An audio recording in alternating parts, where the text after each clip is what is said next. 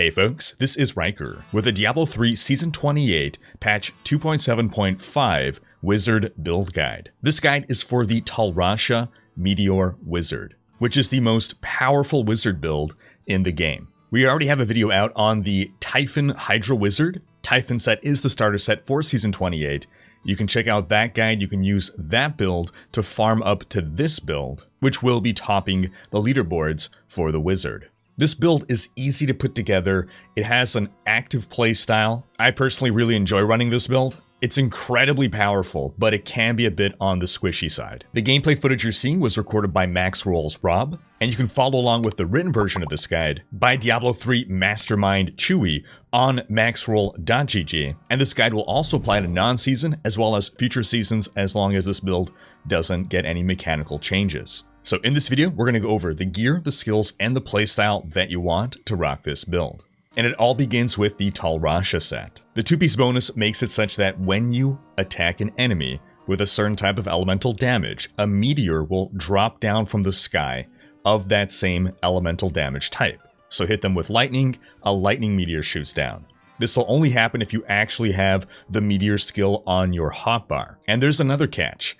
The Tal Rasha set wants you to be rocking one of every elemental damage type that you can fire. So to encourage you to do that, you cannot have the same element of meteor drop twice in a row. So if you hit twice with lightning, you're not going to get a lightning meteor and then a lightning meteor.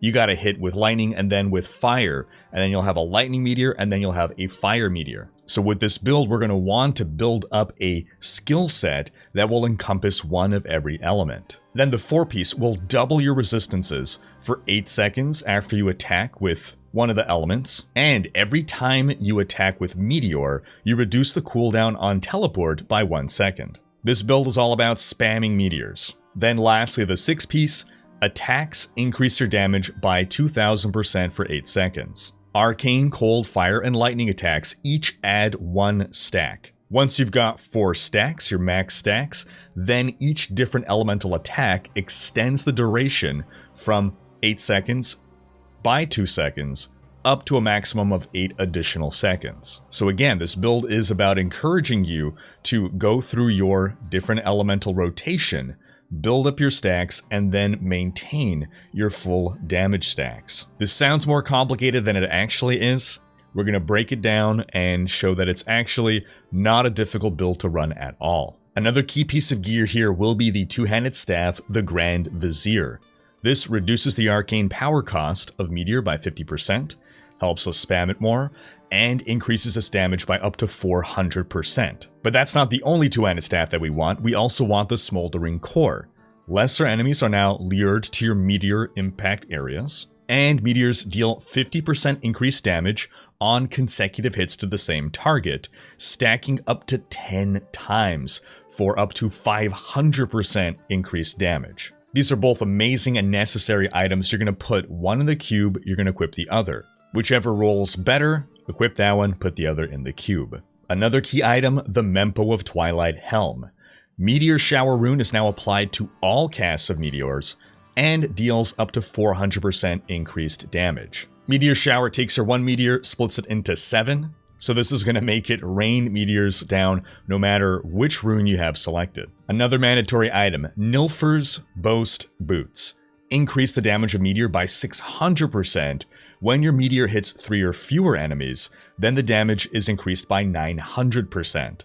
Huge damage multiplier here. Then an essential defensive item for pretty much any wizard, the Halo of Karini Ring. You take up to 60% less damage for 5 seconds after your storm armor electrocutes an enemy more than 15 yards away. You want to make sure that you got as much uptime on this as possible. If you're against a single target like a Rift Guardian, make sure that every few seconds you are moving 15 or more yards away from that Rift Guardian in order to trigger that Halo of Karini. Suddenly losing 80% damage reduction in a Rift Guardian fight, that could lead to instant death. Now, we're going to be trying to fit as many items into this build as possible, so for that, we're going to need a Ring of Royal Grandeur. We'll put that in the cube. This reduces the number of items needed for set bonuses by 1. This lets us sacrifice 1 piece of Tal Rashas to add another damage multiplying item. You can't get a Ring of Royal Grandeur via Kadala or a drop. You're going to get it in Act 1 bounty bags. It's not guaranteed, but do enough, keep opening those Act 1 bounty bags, eventually you will get your Ring of Royal Grandeur. As another ring, we'll get a Convention of Elements. This gives you a 200% damage buff to a single element for 4 seconds, rotating through the different elements that your class can cast. Once you're in the damage rotation of your chosen element, you want to make sure you are spamming the heck out of Meteor. We'll also work in a Squirts Necklace Amulet. This will give you double damage as long as you're not taking damage. The game defines taking damage as losing health, so if you have an Absorb Shield, which wizards are really good at having, and that's taking damage, then you maintain your Squirts buff. Tal Rasha's does not have a shoulder piece, and there's no obvious shoulder piece that benefits this build, so we can easily work in the Oghild set, shoulders and bracers. With the Ring of Royal Grandeur, we get the full 3-piece bonus. The 2-piece reduces damage taken by 15%, increases your damage by 30%, and then the 3-piece reduces damage from elites by 30% and increases damage against elites by another 30%.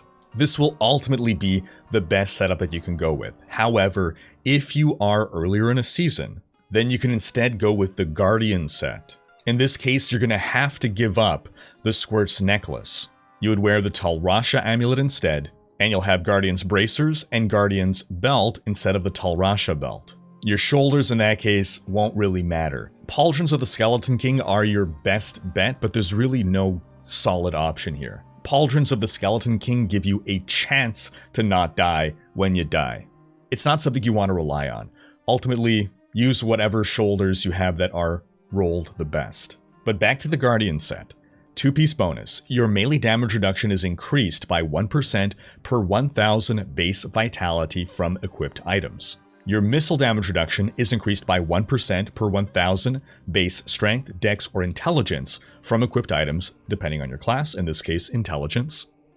Then the 3-piece, you gain an additional 100%, double, of your base strength, dex, intelligence, and vitality attributes from equipped items.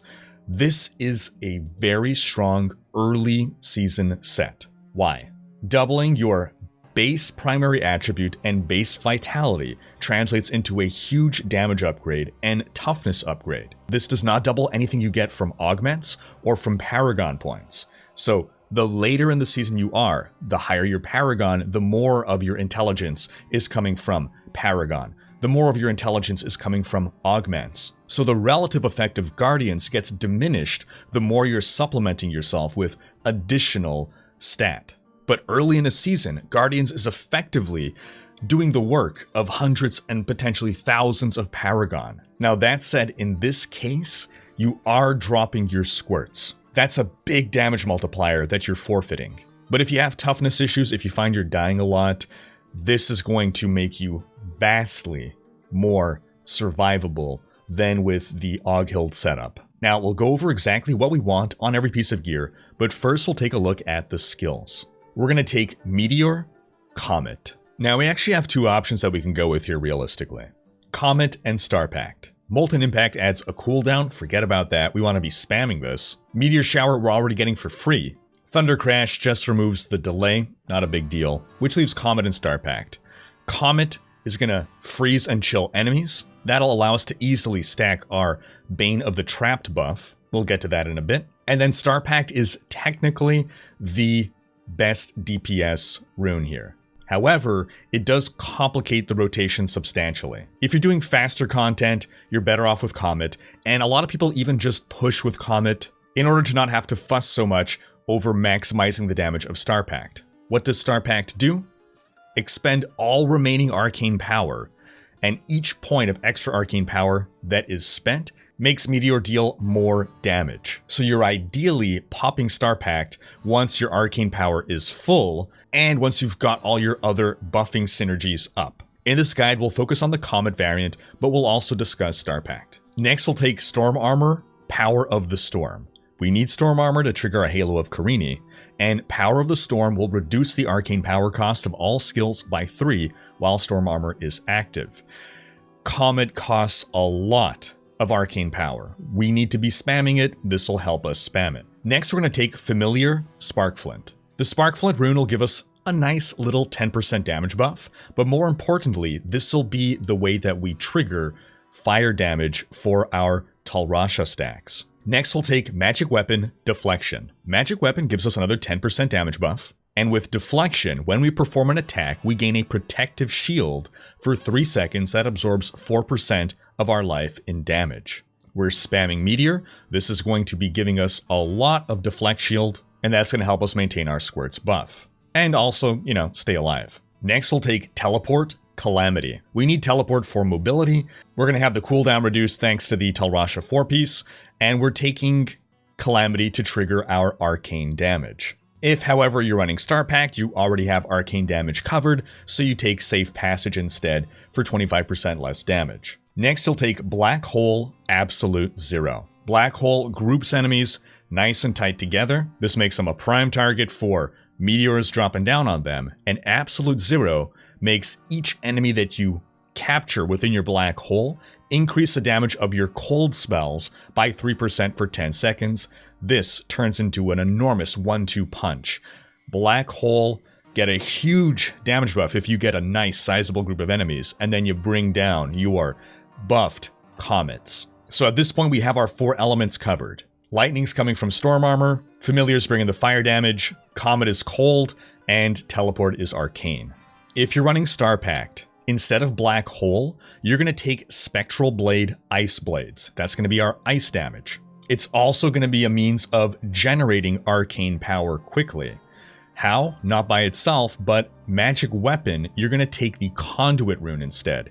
Enemies hit by your attacks restore up to 3 arcane power. This will let you refill your arcane power a lot faster by spamming Spectral Blade. And if you're playing Season 28 and you have access to the Altar of Rites, once you eventually unlock the Vigor Seal, critical hits grant 5 arcane power. So you won't even have to spam Spectral Blade as much to refill your AP. Now, if you're doing speed content with the cold setup, things are dying so fast that you don't even need to use your black hole. You can swap that out for Diamond Skin, Prism. Diamond Skin gives us a nice toughness buff, but Prism reduces the cost of all skills by 9 arcane power. While Diamond Skin is active, this will really help us maintain constant bombardment of meteors. As for our passives, we're going to take Elemental Exposure. Simple and clear synergy with Tal Rasha.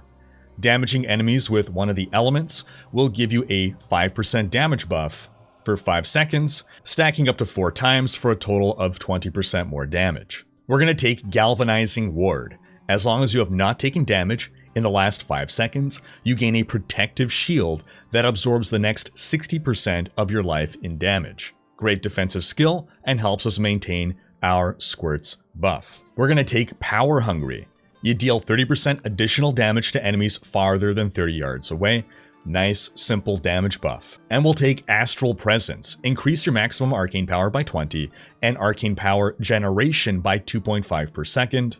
Again, to help us spam those meteors. If you're running Star Pact, instead of Power Hungry, you'd want to take Audacity. You deal 30% additional damage to enemies within 15 yards. Why? You're going to be up in their face because you're slapping them with Spectral Blade. Because of that, you also want to benefit from that by taking Arcane Dynamo.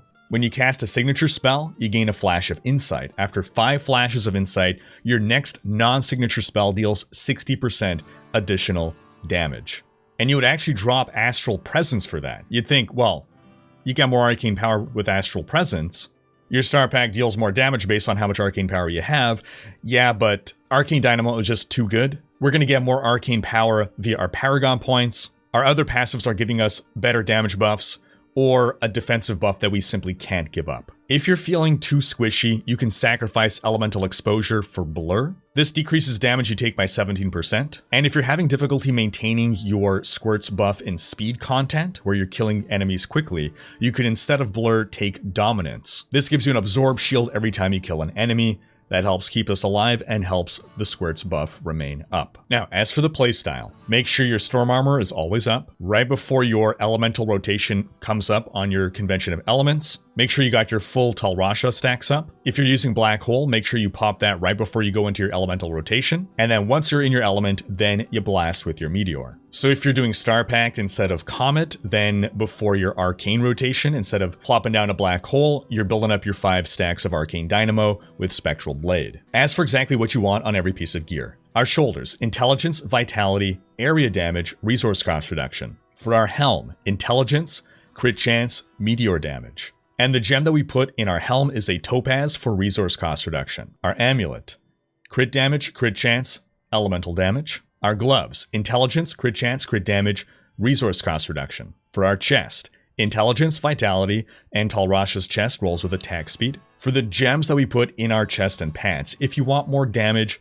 Topaz for Intelligence. If you want more toughness, either rubies or emeralds for armor. For our bracers, Elemental Damage, Intelligence, Crit Chance, and Life per hit. For our belt, Intelligence, Vitality, Life percent, Armor.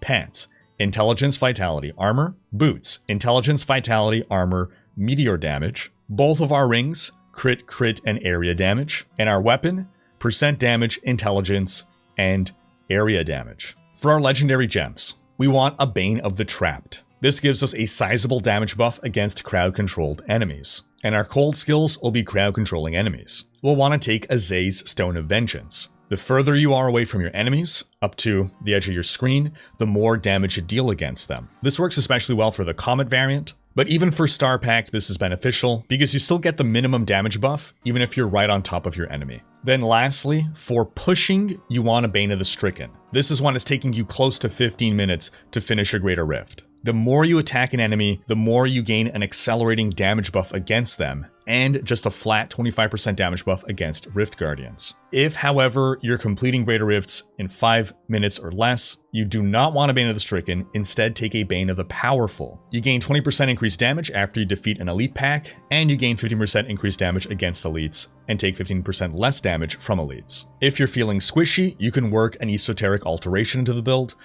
Substitute your Zaeith's Stone of Vengeance for the Esoteric Alteration. You gain 60% non-physical damage reduction, and while below half-life, your resistances to cold, fire, lightning, poison, and arcane are increased by 75%. For your follower, you're going to want the Templar. Start by giving him the Enchanting Favor. This will make it such that he'll never die. Then you're going to select Heal. This heals you in the Templar, and this is the only follower skill that actually benefits from cooldown reduction, allowing him to pop it more often. This will be a key part of our sustain. We'll take Loyalty for more life regen, we'll take Onslaught to get a 10% damage buff, and we'll pick Guardian for a cheat death passive. Then you want to deck him out with items that emanate to you in a powerful way, such as the Flavor of Time. Pylon effects last twice as long, super strong for us. Nemesis Bracers, shrines will spawn an enemy champion, helps us get through those Greater Rifts faster. Oculus Ring. When an enemy dies, there's a chance to create a golden pool on the ground, stand in it, and you can almost double your damage. If you're feeling particularly squishy and you want to sacrifice the massive damage from a Convention of Elements, you put a Unity on your follower, a Unity on yourself, and you instantly double your toughness. Give him some Ice Climbers so that he can gain immunity to freeze and immobilize effects. Give him a Leoric's Crown, which doubles the effects of gems that are socketed into the crown, and then put a Diamond.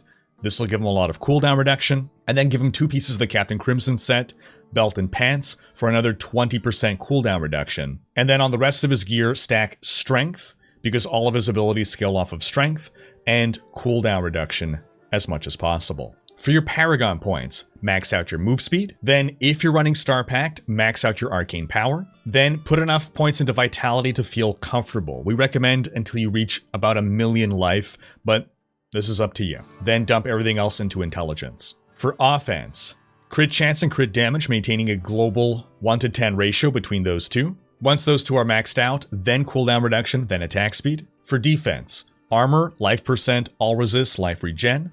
For utility, Area Damage, Resource Cost Reduction, Life per hit, and Pickup Radius. And that's going to wrap up this guide. But do stay tuned for more Season 28 guides, including a tier list video on the best builds. Thanks for watching. Special thanks to my Twitch, Patreon, and YouTube supporters for making these videos possible.